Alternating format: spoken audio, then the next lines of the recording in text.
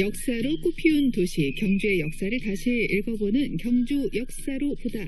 한국일보 김광원 기자 함께합니다. 안녕하세요. 예, 안녕하십니까. 네, 오늘 이야기 무대는 석굴암이네요. 예, 예. 네, 너무 유명한 우리 문화재죠. 예. 그 석굴암은 완벽하다 하는 말하고 가장 어울리는 문화재 중에 하나입니다. 아, 완벽하다. 최고의 찬사가 아닐까 싶기도 합니다. 늘 그런 수식이 등장하기도 하고 또 저는 완벽한 균형과 비율 같은 그런 단어가 떠오르기도 해요. 예, 맞습니다. 그런데 완벽하지 않은 부분이 있습니다. 바로 석굴암의 감실 뚜껑입니다. 맞습니다. 금이가 있죠. 예, 세 조각이 나 있습니다. 네. 이 삼국유사에 이와 관련된 전설이 하나 실려 있습니다. 네. 석굴암을 만든 김대성이 석굴암의 감실 뚜껑을 얹으려고 했을 때 갑자기 돌이 깨졌습니다. 네. 그래서 김대성은 어처구니 없는 상황이 너무 화가 나서요. 그냥 잠들어 버렸습니다. 네. 그때 천신이 하늘에서 내려와 덮개돌을 천장에 올려놓았다 하는 것이 전설의 내용입니다. 아, 정말 전설 같은 얘기네요. 그렇죠. 천신 이야기를 그대로 믿을 수는 없을 것 같기도 하고 또 무슨 사연이 있었을까 궁금하기도 한데요. 전문가들의 추측을 간단하게 말하면 이렇습니다. 덮개를 올리고 난 뒤에 네. 시간이 어느 정도 흐르고 나서 보니까 이제 깨져 있었다. 이럴 가능성이 높습니다. 네. 근데 수리하기가 엄두가 나지 않아서 그냥 설화를 지었다. 그렇게 보는 거죠. 좀 아쉬운데요. 번거롭더라도 다시 올리면 어땠을까 싶기도 하고요. 저도 사실 그렇게 생각했는데요. 네. 그 설화에 보면 깨진 상태의 덮개를 끼웠다라고 했잖아요. 네. 근데 이게 사실 기술적으로 어렵습니다. 당시 기술로는 돔의 중앙부에 깨진 돌을 동시에 잽싸게 끼워 넣는 건 불가능했습니다. 아무래도요. 예, 그 따로따로 하나씩 끼워 넣는 건 어떻는가? 그건 더 어려웠습니다.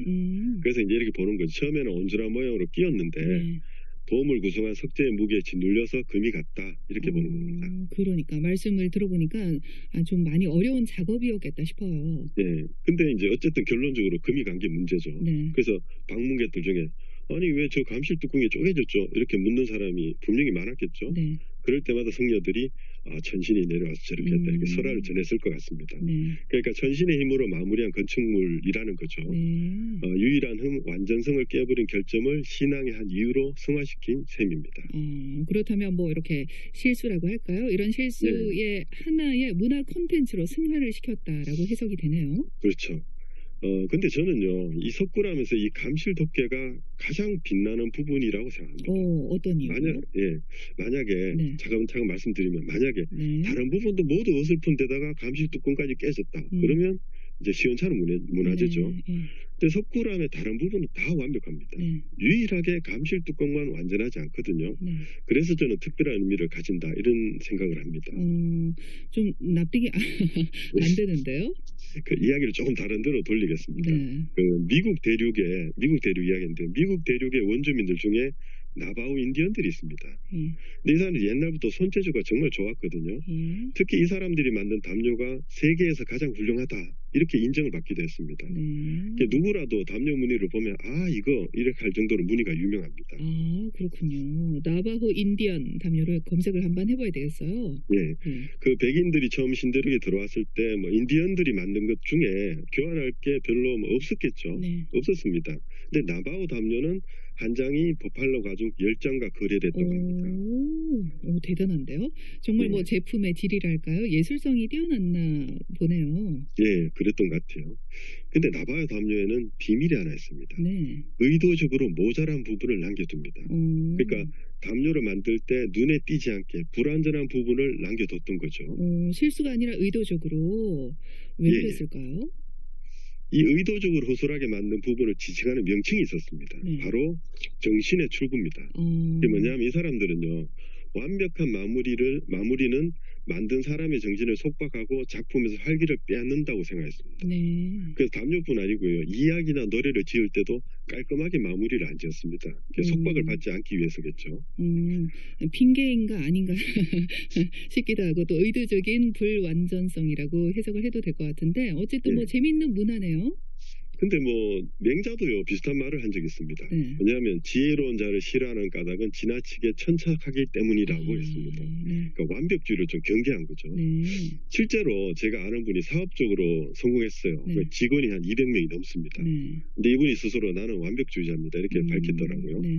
근데 이분 이야기를 들어보니까 완벽주의는 양날의 칼입니다. 그렇게 성공을 하셨으면 완벽주의가 최고라고 하셨을 것 같은데 이유가 뭘까요? 이 사업은 성공했는데요. 네. 우울증으로 고생을 많이 했습니다. 네. 그러니까 정말 죽을 뻔한 적이 좀 있었다고 합니다. 네. 그러니까 이분이 분석한 우울증의 뿌리가 완벽주의였습니다.